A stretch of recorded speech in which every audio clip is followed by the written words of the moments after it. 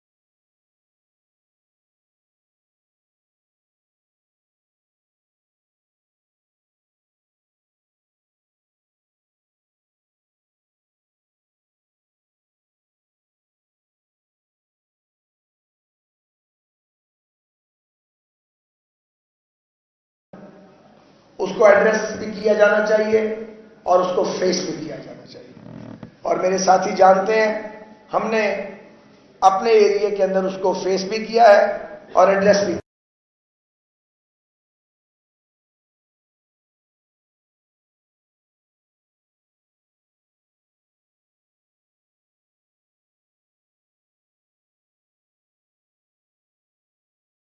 लोग वर्कर वहाँ जख्मी हुए, कैंडिडेट की 3 गाड़ियाँ जली उसके अंदर, वो सारा वाक़या वहाँ पे हुआ, पूरा इलाका उसका गवाह है वहाँ पे। लेकिन जानबूझ करके वो उस वाक़े को जो है वो वहाँ वो मज़लूमियत